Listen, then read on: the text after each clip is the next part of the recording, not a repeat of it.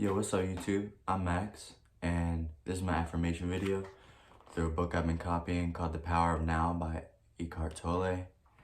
And like I said, this is my affirmation video, so it's just one take. I'm gonna go ahead and read it to you. I hope you listen and hear what I have to say. I'm Max, and this is freeing yourself from your mind. What exactly do you mean by watching the thinker? When someone goes to a doctor and says, I hear a voice in my head, he or she will most likely be sent to a psychiatrist. The fact is, in a very similar way, virtually everyone hears a voice or several voices in their head at the same time. The involuntary thought processes that you don't realize you have, that you do have the power to stop. In these continuous monologues or dialogues, you have probably come across mad people in the street, talking to themselves, muttering about themselves. Well, that's not much different from what you and other normal people do, except that you don't do it out loud. The voice comments, speculates, judges, compares, complains, likes, dislikes, and so on. The voice isn't necessarily relevant to the situation you find yourself in at the time. It may be a reviving of a recent or distant past, or rehearsing or imagining possible future situations. Here is often, it imagines things and going wrong and negative outcomes, and this is called worry. Sometimes the soundtrack is accompanied by visual images or mental movies. Even if the voice is relevant to the situation at hand, it will interpret it in terms of the past, and this has become the voice belongs to the conditioned mind, which is the result of all your past history as well as all of your collective cultural mindsets that you have inherited. So you see and you judge the present through the eyes of the past and get a totally distorted view of it. It is not uncommon for the voice to be a person's own worst enemy. Many people live with a tormentor in their head that continuously attack and punish them and drains them of vital energy. It is the cause of untold misery, unhappiness, as well as of disease. The good news is that you can free yourself from your mind. This is the only true step towards liberation. You can take the first step right now. Start listening to the voice in your head as often as you can.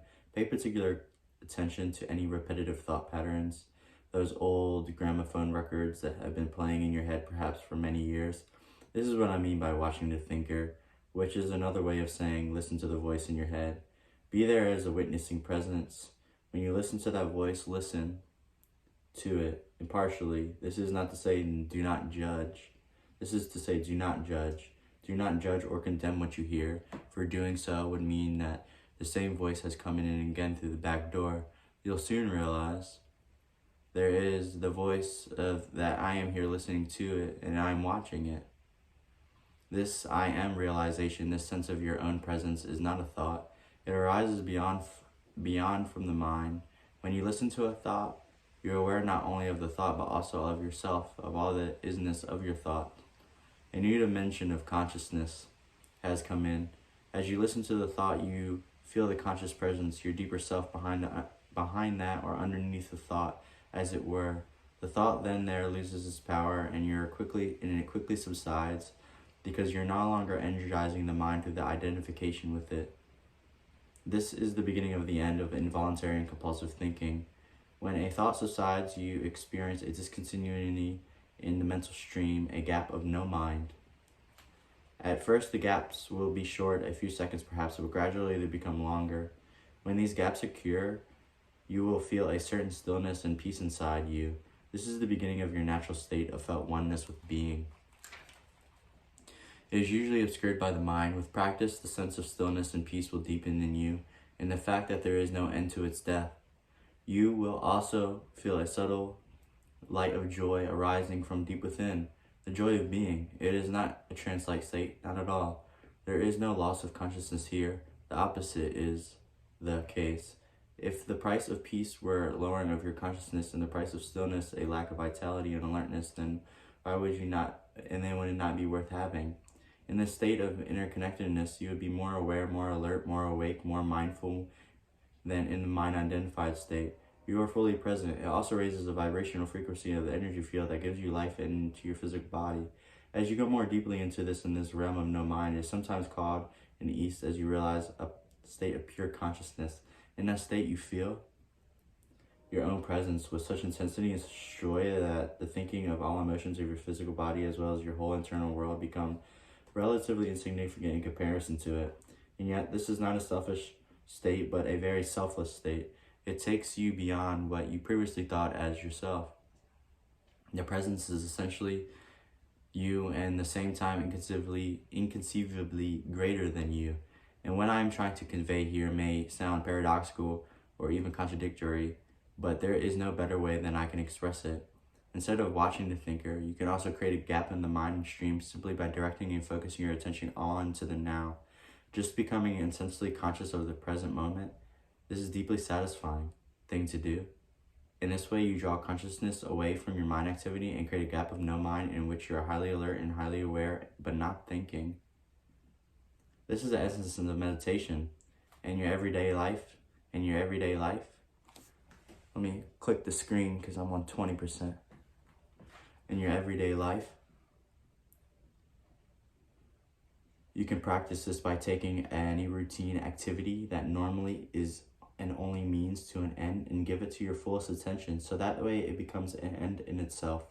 For example, every time you walk up and down the stairs in your house or place or work, or pay close attention to every step and every moment and every time you're breathing or anything that you're doing, be totally present. Or when you wash your hands, pay attention to all the sense perceptions associated with the activity, the sound and the feel of the water, the movement in your hands, and the scent of the soap, and so on. And when you get into your car, after you close the door, pause for a few seconds and observe that the flow of your breath. Become aware of the silent but powerful sense of presence. There is a certain motive or by which you can measure your success in this practice. This degree of presence that you feel, this degree of peace that you feel within. So the single most vital step on your journey towards enlightenment is this. Learn to disidentify from your mind. Every time you create a gap in the stream of mind, the light of your consciousness grows stronger.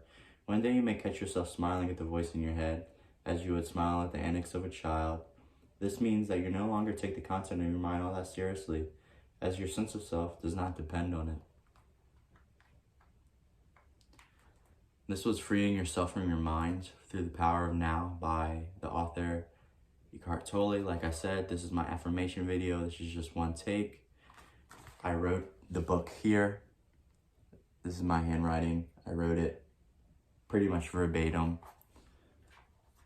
And you can see all my other videos are the same thing. I just write these books and I read them to you so you have real value to learn from. Like I said, I'm Max, and I hope you're listening. This was The Power of Now, and I'm out. Thanks again.